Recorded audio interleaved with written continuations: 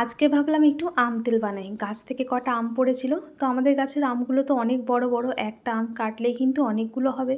আর খুব বেশি বানাবো না। গত বছর বানিয়েছিলাম, তার আগের বছর বানিয়েছিলাম, সেটা এখনও আছে। খুব একটা খাওয়া হয় না, মুড়ির সাথে একটু একটু খাওয়া হয় আম তেলটা।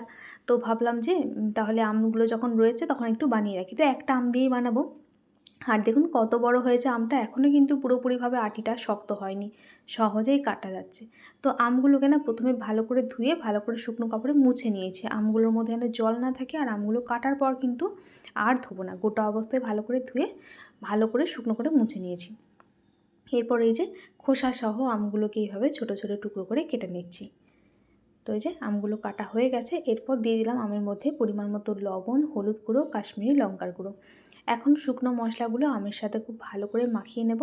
আর আমগুলো এভাবে মাখাতে মাখাতেই আমার জিভে জল চলে আসছিল। ছোট ছোট কয়েক টুকরো আমি খেয়েও নিয়েছিলাম, মানে এতটাই খেতে ইচ্ছে করছিল। এমনিতে আম মাখা বা কাঁচা আম তেমন একটা খাওয়া হয় না, তবে এভাবে কেটে যখন লবণ হলুদ মাখাচ্ছি তখন কি আর একটু না খেয়ে থাকা যায়।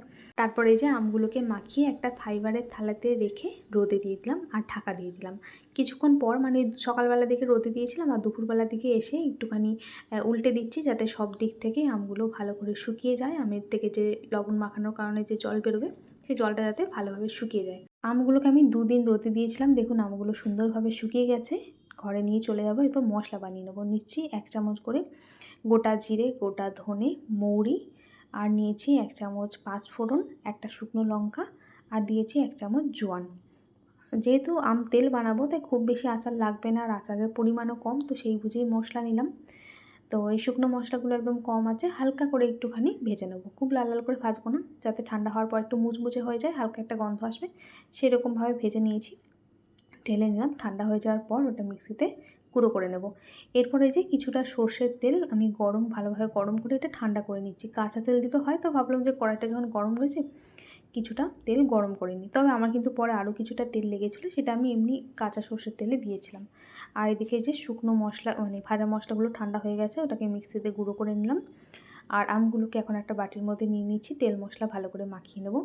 পুরো মশলাটা দিয়ে দিলাম আর দিচ্ছি 2 চামচ মতো তেল দিলাম, যাতে মশলাটা ভালোভাবে মাখিয়ে নেওয়া যায়। তারপর বোতলে তুলে নেওয়ার পর বাকি তেল দেবো।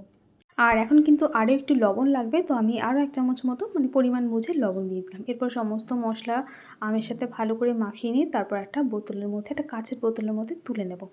আর আমি তো আম তেল এভাবে বানাই বন্ধুরা, তবে আপনারা কীভাবে বানান একটু কমেন্ট করে বলবেন তো বন্ধুরা। তো এই যে সম্পূর্ণ আমটাকে বোতলে নিয়ে এখন দিয়ে দেবো সর্ষের তেল, একদম আম ডুবিয়ে ডুবিয়ে সর্ষের তেল দেবো, যেহেতু আম তেল।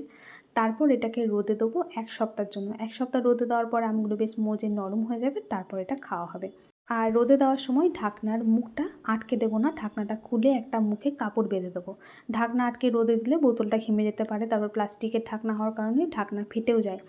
ওই জন্য একটা মুখে একটা কাপড় বেঁধে 1 সপ্তাহ রোদে দেবো। আর সরাসরি ছাদে নামাবো না, তলায় এই যে একটা মোটা কাপড় ভাঁজ করে দিয়ে তার উপর রেখেছি, নাহলে ছাদের তাপে আবার কাচের বোতলটা ফেটে যেতে পারে। তো এইভাবে 1 সপ্তাহ রোদে দেওয়ার পরে আম তেল তৈরি হয়ে যাবে। তো চলুন বন্ধুরা, আজকের মতো টাটা। সবাই ভালো থাকবেন, দেখা হবে নতুন ভিডিওর সাথে।